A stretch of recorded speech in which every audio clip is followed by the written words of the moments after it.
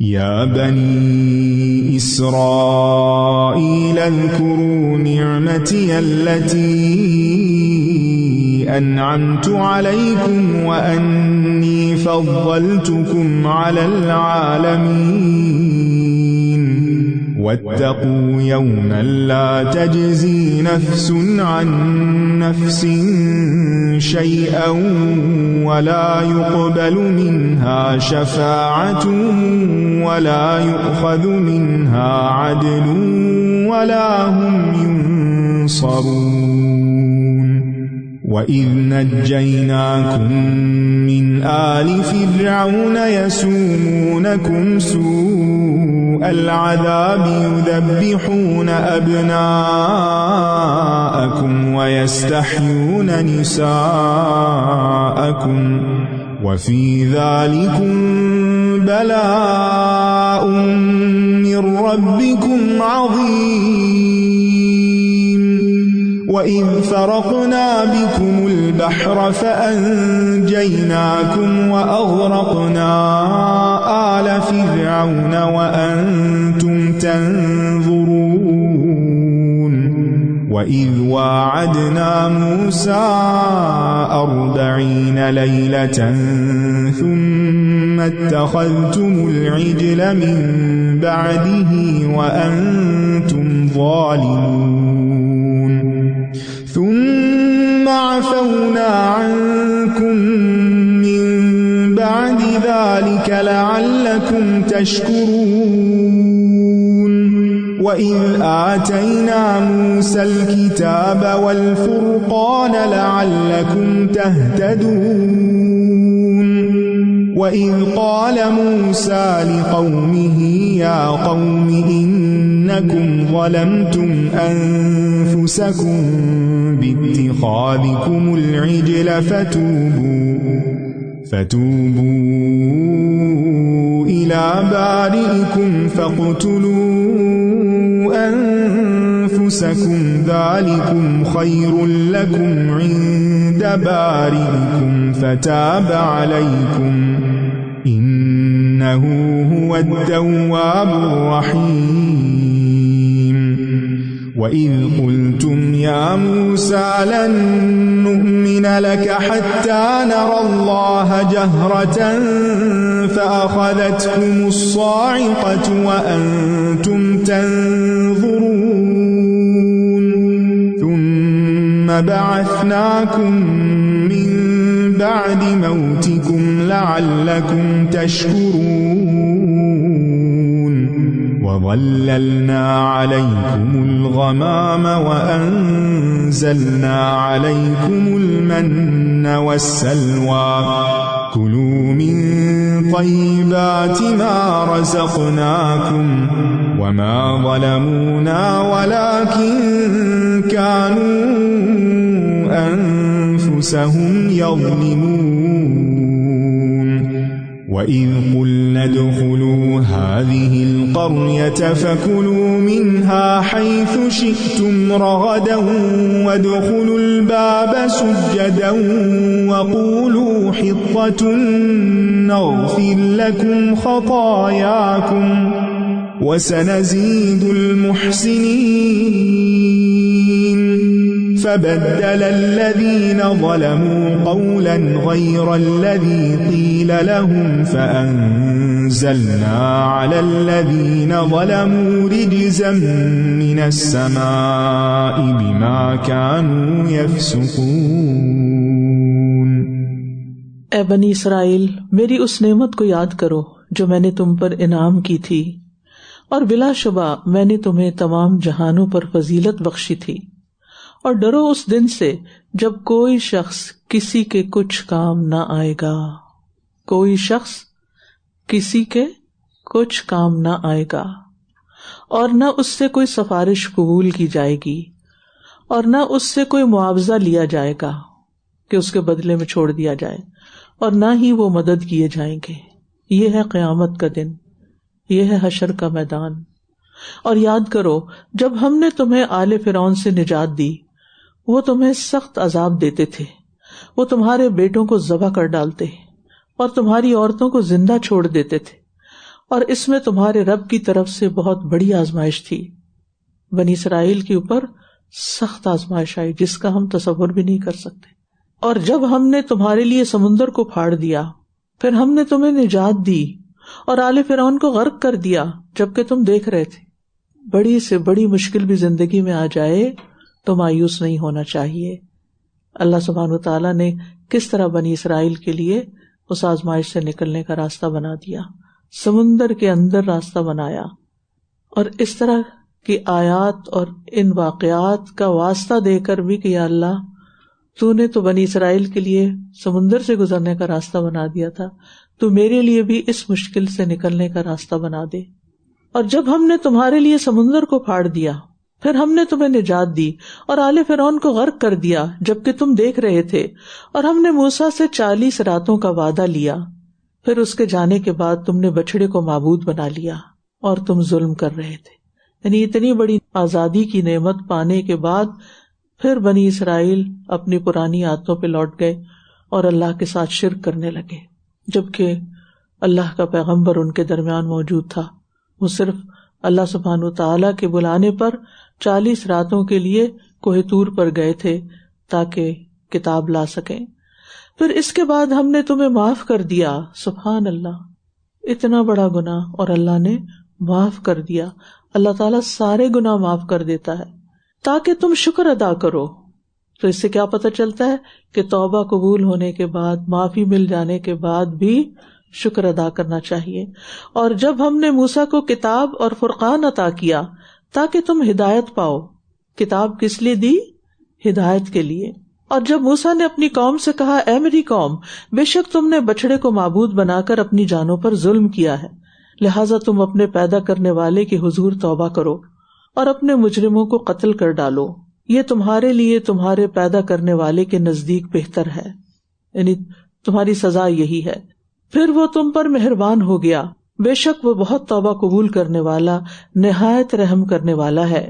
اور جب تم نے کہا اے موسیٰ، ہم جب تک اللہ کو سامنے نہ دیکھ لیں ہرگز تمہارا یقین نہ کریں گے. آج بھی ایسے لوگ ہیں کہ ان باتوں کو نہیں مانتے جو وہ دیکھ نہیں پاتے یا محسوس نہیں کر پاتے. تو بنی اسرائیل نے بھی یہی کیا. تو تمہیں بجلی کی کڑک نے آ پکڑا، یعنی دنیا میں اللہ کا عذاب آ گیا اور تم دیکھ رہے تھے. پھر ہم نے تمہاری موت کے بعد تمہیں زندہ کر اٹھایا تاکہ تم شکر ادا کرو. ایک اور بہت بڑا واقعہ جو بنی اسرائیل کی زندگی میں ہوا کہ کچھ لوگوں کو مرنے کے بعد پھر دوبارہ زندگی دی گئی.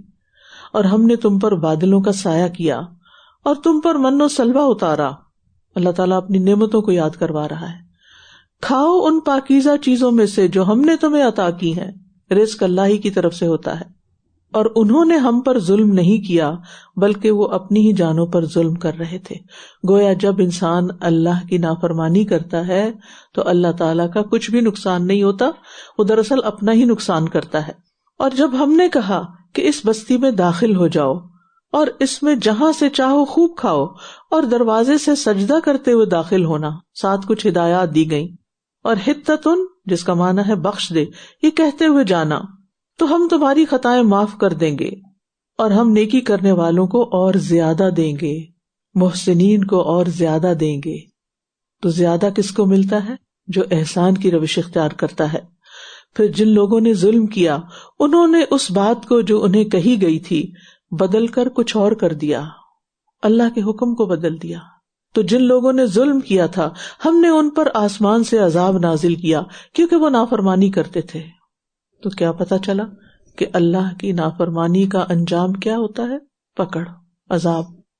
تو اس رکوع میں جو اہم باتیں ہم دیکھ رہے ہیں اس میں ایک تو یہ کہ مشکل حالات سے کبھی بھی مایوس نہیں ہونا چاہیے.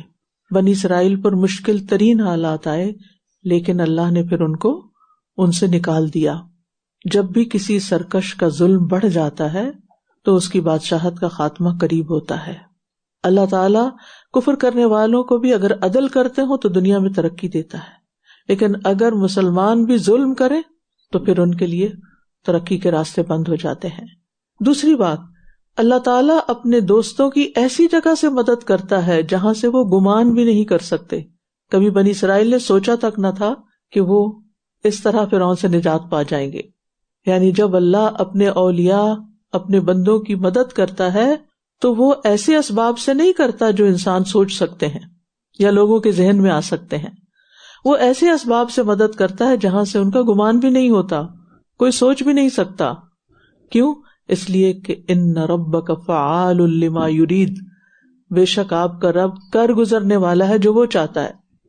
پھر ان آیات سے یہ بھی پتہ چلتا ہے کہ اللہ تعالیٰ اپنے بندوں کو مہلت دیتا ہے اور یہ اس کی رحمت ہوتی ہے, فوری سزا نہیں دیتا تاکہ بندے توبہ کر لیں, پلٹ آئیں. ثم عفونا عنکم من بعد ذلک لعلکم تشکرون. اگر کسی کی زندگی میں بہت گناہ ہو گئے ہیں تو بھی اس شخص کو مایوس نہیں ہونا چاہیے, کیونکہ اللہ سبحانہ وتعالی شرک جیسے گناہ کو بھی معاف کر دیتا ہے اگر دنیا میں توبہ کر لی جائے, جو نافرمانیوں میں سب سے بڑی نافرمانی ہے.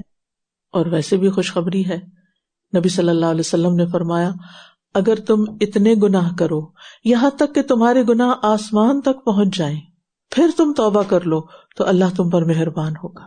اللہ بڑا ہی مہربان ہے, لہٰذا ہمیں اللہ کی طرف پلٹنے کی ضرورت ہے اور اپنے چھوٹے اور بڑے ہر طرح کے گناہ سوچ کر, اور جو ہم جانتے ہیں اور جو نہیں جانتے, ان سب پر شعوری طور پر توبہ کرنی چاہیے. اللہم اغفر لی ذنبی کلہ دقہ وجلہ اولہ وآخرہ سرہ وعلانیتہ. اللہ ہمارے سارے گناہوں کو معاف کر دے, کیونکہ گناہ انسان کے لیے دنیا میں بھی پریشانیوں کا باعث بنتے ہیں اور آخرت میں تو ہے ہی عذاب کا سبب. اس لیے اپنا کھاتا صاف کر کے جانا چاہیے دنیا سے, اور وہ صرف اللہ کی رحمت اور مغفرت سے ہی ہو سکتا ہے. لہٰذا بار بار اللہ کی طرف پلٹتے جانا چاہیے. یہ نہیں سوچنا کہ ہم نے تو کوئی گناہ نہیں کیا, ہماری تو کوئی غلطی نہیں, ہم تو خطا کے پتلے ہیں, ہمارے اندر تو بھول چوک ہے, ہم غلطیاں کرتے ہیں اور بھول جاتے ہیں. ہمیں نہیں معلوم کہ ہماری پچھلی زندگیوں میں کون کون سے ایسے غلط کام ہیں جو ابھی تک ہمارے نامہ اعمال پہ چسپاں ہیں. رمضان آ رہا ہے, بڑا موقع ہے, اللہ کی رحمت قریب ہے, خوب خوب دعائیں کرنی ہے اور معافی مانگنی ہے. استغفار سے دنیا کے مسائل بھی حل ہوتے ہیں اور آخرت کے بھی.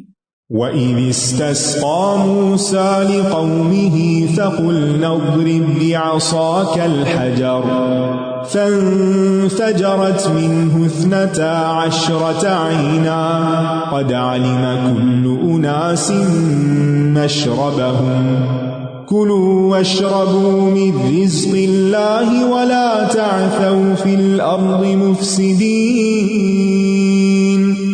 وَإِذْ قُلْتُمْ يَا مُوسَىٰ لَن نَّصْبِرَ عَلَىٰ طَعَامٍ وَاحِدٍ فَادْعُ لَنَا رَبَّكَ يُخْرِجْ لَنَا مِمَّا تُنبِتُ الْأَرْضُ مِن بَقْلِهَا وَقِثَّائِهَا وَفُومِهَا وَعَدَسِهَا وَبَصَلِهَا قَالَ أَتَسْتَبْدِلُونَ الَّذِي هُوَ أَدْنَىٰ بِالَّذِي هُوَ خَيْرٌ اهْبِطُوا مِصْرًا فَإِنَّ لَكُم مَّا سَأَلْتُمْ وَضُرِبَتْ عَلَيْهِمُ الذِّلَّةُ وَالْمَسْكَنَةُ وَبَاءُوا بِغَضَبٍ مِّنَ اللَّهِ ذَلِكَ بِأَنَّهُمْ كَانُوا يَكْفُرُونَ بِآيَاتِ اللَّهِ وَيَقْتُلُونَ النَّبِيِّينَ بِغَيْرِ الْحَقِّ ذَلِكَ بِمَا عَصَوا وَكَانُوا يَعْتَدُونَ. اور جب موسیٰ نے اپنی قوم کے لیے پانی مانگا تو ہم نے کہا اپنا عصا پتھر پر مارو، کیونکہ بنی اسرائیل جب مصر سے نجات پا کر صحرا میں آئے تو وہاں پانی نہیں تھا، وہاں ان کی بنیادی ضروریات پوری کرنے کا اہتمام نہیں تھا، کیونکہ یہ ہزاروں کی تعداد میں تھے، وہاں ان کے لیے کوئی مکانات نہیں تھے، ان کے لیے کہیں رہائش کا بندوبست نہیں تھا، یہ سب مہاجرین تھے. تو اللہ سبحانہ تعالیٰ نے کیسے کیسے انعام کیے ان پر. تو ہم نے کہا اپنا عصا پتھر پر مارو، تو اس سے 12 چشمے پھوٹ نکلے، کیونکہ یہ 12 قبائل تھے. سب لوگوں نے اپنا اپنا گھاٹ معلوم کر لیا. اللہ کے رزق میں سے کھاؤ اور پیو اور زمین میں مفسد بن کر نہ پھرو. یعنی اللہ نے نعمتیں دی ہیں، ان کا شکر ادا کرو، زمین میں فساد نہ کرو. فساد کیسے ہوتا ہے؟ گناہوں سے، اللہ تعالیٰ کی نافرمانیوں سے. اور جب تم نے کہا اے موسیٰ ہم ایک ہی کھانے پر ہرگز صبر نہیں کر سکتے، یعنی روز من و سلوہ نہیں کھا سکتے، لہٰذا ہمارے لیے اپنے رب سے دعا کرو کہ جو کچھ زمین اپنی ترکاری، ککڑی، گندم، مسور اور پیاز میں سے اگاتی ہے وہ ہمارے لیے نکالے. اس نے کہا کیا تم بہتر چیز چھوڑ کر اس کے بدلے کمتر چیز لینا چاہتے ہو؟ کسی شہر میں چلے جاؤ تو جو تم نے مانگا ہے وہ تمہارے لیے موجود ہوگا. اور ان پر ذلت اور محتاجی دے ماری گئی اور وہ اللہ کے غضب کے ساتھ پلٹے. یہ اس وجہ سے ہوا کہ وہ اللہ کی آیات کا انکار کرتے اور نبیوں کو ناحق قتل کرتے تھے. یہ سب اس وجہ سے بھی تھا کہ وہ نافرمانی کرتے اور حد سے بڑھ جاتے تھے. یعنی ایسے ہی اللہ کا عذاب نہیں آتا، کسی وجہ سے آتا ہے، اور وہ ہے نافرمانی کرنا، اور نافرمانی میں بھی حدیں پار کر جانا، ایکسٹریم یعنی کہ آخری درجے کے غلط کام کرنا. تو اس رکوع میں جو بڑی اہم بات پتہ چل رہی ہے وہ یہی کہ اللہ کی نافرمانی کی وجہ سے انسان کو دنیا میں ذلت اور محتاجی کا سامنا کرنا پڑتا ہے، اللہ تعالیٰ کا غضب نازل ہوتا ہے. نافرمانیاں، ناشکریاں نعمتوں کے زوال کا سبب بنتی ہیں، نعمتیں چھن جاتی ہیں، آزادیاں چھن جاتی ہیں، رزق میں کمی آتی ہے، اور سب سے بڑھ کر یہ کہ انسان اللہ کی رحمت سے دور ہو جاتا ہے. ذالک بما عصوا وکانوا یعتدون. قتادہ کہتے ہیں کہ نافرمانی اور حد کو پھلانگنے سے بچیں، اللہ کی حدود نہ توڑیں، کیونکہ ان دونوں کی وجہ سے آپ سے پہلے کے لوگ ہلاک ہوئے، تو کہیں ایسا نہ ہو کہ تم پر بھی ہلاکت طاری ہو جائے. تو بڑا اہم سبق ہے کہ اللہ کی نافرمانی نہیں کرنی اور اللہ کی حدوں کو نہیں توڑنا. آپ دیکھیے بہت سے لوگ عبادتیں بھی کر لیتے ہیں، نماز روزہ بھی کر لیتے ہیں، صدقہ خیرات بھی کر لیتے ہیں، لیکن گناہ نہیں چھوڑتے، نافرمانیاں نہیں چھوڑتے. تو یاد رکھیے تقویٰ مکمل نہیں ہوتا جب تک کرنے والے کام کیے نہ جائیں اور چھوڑنے والے کام چھوڑے نہ جائیں، اور کامیابی تقویٰ کے بغیر نہیں ہوتی. اس لیے آپ دیکھیے کہ سورۃ البقرہ کے آغاز میں جو یہ کہا گیا نا کہ ھدی للمتقین، اور پھر آخر میں کہا اولئک علی ھدی من ربہم واولئک ھم المفلحون. تو فلاح کس کے لیے؟ متقین کے لیے، صرف مومنین نہیں کہا گیا. اور تقویٰ کیا ہے؟ جس چیز کا حکم دیا جا رہا ہے وہ کر لو، جسے روکا جا رہا ہے اسے رک جاؤ. ایک طرف ہم تہجد پڑھ رہے ہیں اور دوسری طرف رشتوں کو کاٹا ہوا ہے، اپنوں سے ناراض ہیں. ایک طرف ہم صدقہ خیرات کرتے ہیں اور دوسری طرف ظلم اور جھوٹ اور سود اور حرام کام کرنے نہیں چھوڑتے. تو بات یہ ہے کہ اللہ کی عبادت کے ساتھ ساتھ نافرمانیوں کے کام بھی چھوڑنے ہیں.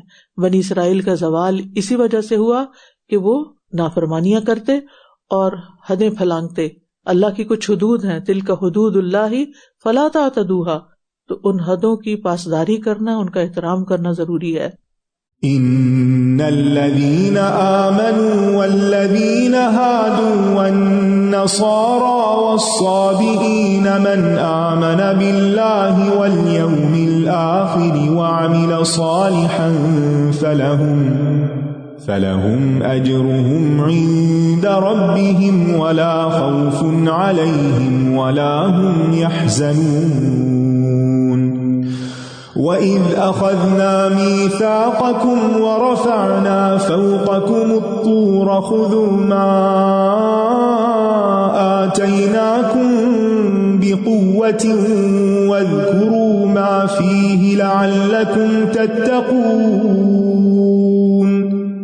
ثُمَّ تَوَلَّيْتُمْ مِنْ بَعْدِ ذَلِكَ فلولا فضل الله عليكم ورحمته لكنتم من الخاسرين. ولقد علمتم الذين اعتدوا منكم في السبت فقلنا لهم كونوا قردة خاسئين فجعلناها نكالا لما بين يديها وما خلفها وموعظة للمتقين. وإذ قال موسى لقومه إن الله يأمركم أن تذبحوا بقرة قالوا أتتخذنا هزوا قال أعوذ بالله أن أكون من الجاهلين قالوا ادع لنا ربك يبين لنا ما هي قال إنه يقول إنها بقرة لا فارض ولا بكر عوان بين ذلك فافعلوا ما تؤمرون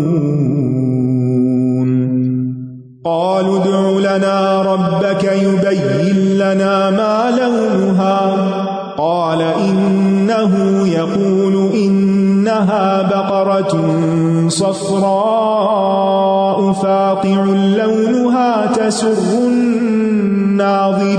الناظرين قالوا ادع لنا ربك يبين لنا ما هي إن البقرة شابه علينا وإنا إن شاء الله لمهتدون